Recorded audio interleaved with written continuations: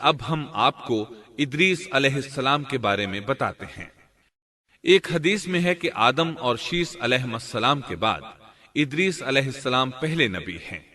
ایک دوسری حدیث میں ہے کہ ادریس علیہ السلام پہلے نبی ہیں جنہوں نے قلم کے ذریعے لکھا اور لوگوں کو کتابت سکھائی۔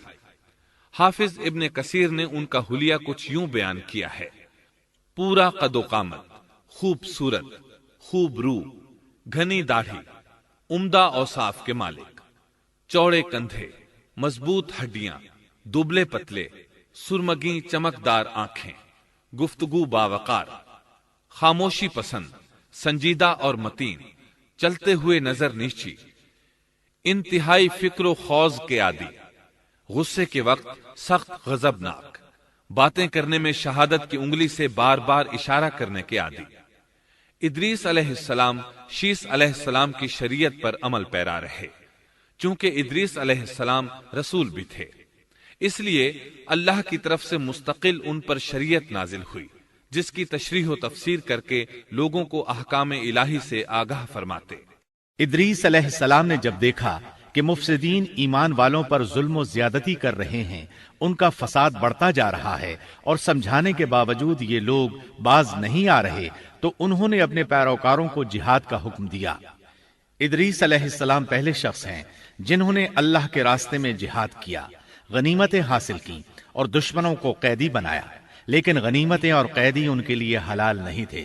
رسول اللہ صلی اللہ علیہ وسلم پہلے رسول ہیں جن کے لیے غنیمتیں حلال کی گئیں، لیکن یہ بات یقینی ہے کہ جہاد سب سے پہلے ادریس علیہ السلام نے کیا۔ انہوں نے جہاد کے لیے سب سے پہلے ایک لشکر تیار کیا، پھر اس لشکر کو دو حصوں میں تقسیم کیا۔ ایک حصہ پیادوں پر مشتمل تھا، دوسرا سواروں پر۔ چنانچہ بھرپور تیاری کے بعد ادریس علیہ السلام نے قابیل کی قوم پر چڑھائی کر دی۔ حق و باطل کے درمیان زبردست مارکے ہوئے۔ آخر کار ادریس علیہ السلام نے انہیں گھٹنے ٹیکنے پر مجبور کر دیا۔ ان کا بہت سا مال و اسباب لوٹ لیا اور لوگوں کو قیدی بنا لیا۔ اللہ تعالیٰ نے ان تمام باتوں کا ذکر نہیں فرمایا، بلکہ اللہ نے ان کی سیرت کے بارے میں اپنی کتاب قرآن مجید میں اشارتاً ذکر فرمایا ہے۔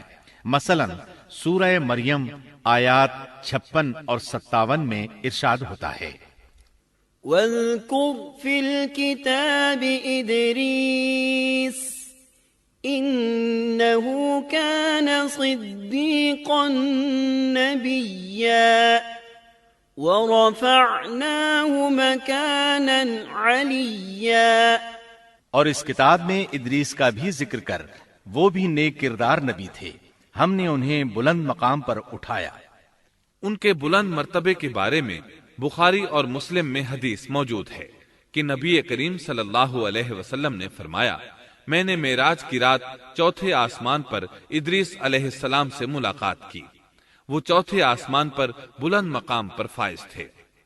ابن جریر نے ایک روایت بیان کی ہے، وہ روایت اس بات کی وضاحت کرتی ہے کہ اللہ تعالیٰ کے ارشاد وَرَفَعْنَاهُ مَكَانًا عَلِيًّا سے کیا مراد ہے، اس کا کیا مفہوم ہے؟ ابن جریر کے علاوہ دیگر بڑے بڑے مفسرین اور مورخین نے بھی اس روایت کو ذکر کیا ہے، لیکن اس کی کوئی صحیح سند نہیں مل سکی۔ وہ روایت یہ ہے: ابن ابی حاتم وغیرہ نے اس روایت کو ہلال بن یسار سے بیان کیا ہے۔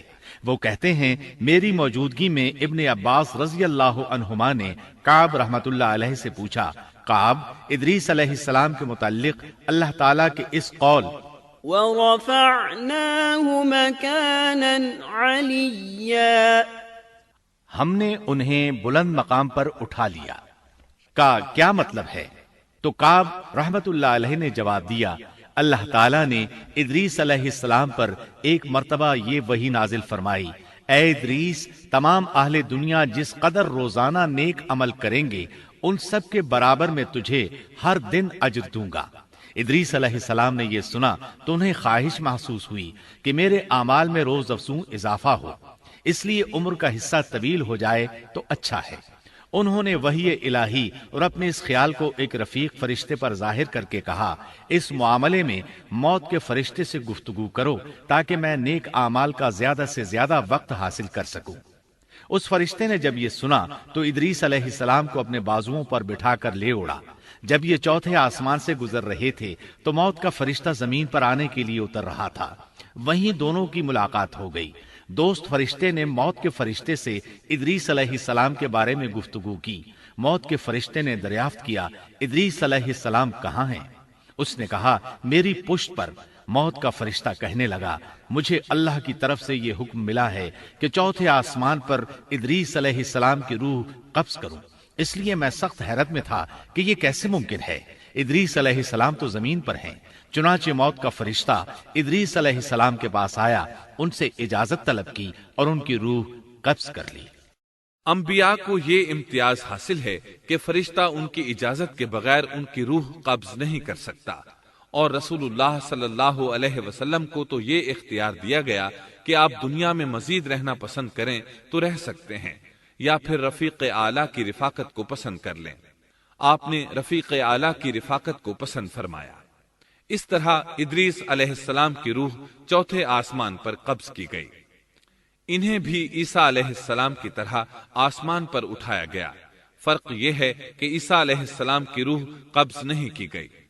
یہ واقعہ نقل کر کے کعب رحمت اللہ علیہ فرماتے ہیں کہ اللہ تعالیٰ کے ارشاد وَرَفَعْنَاهُ مَكَانًا عَلِيًّا کی تفسیر یہی ہے، لیکن درست بات یہ ہے کہ یہ اسرائیلی روایت ہے۔ ادریس علیہ السلام کی وفات ہو گئی تو لوگ فساد میں اور بڑھ گئے، ان میں شر پھیل گیا، تاہم وہ توحید پر قائم رہے۔ بت پرستی کا ان میں کوئی شعور نہیں تھا۔ لوگ آدم علیہ السلام کی وفات کے 1000 سال بعد تک توحید پر قائم رہے۔ ان میں فسق و فجور ضرور تھا لیکن شرک نہیں تھا۔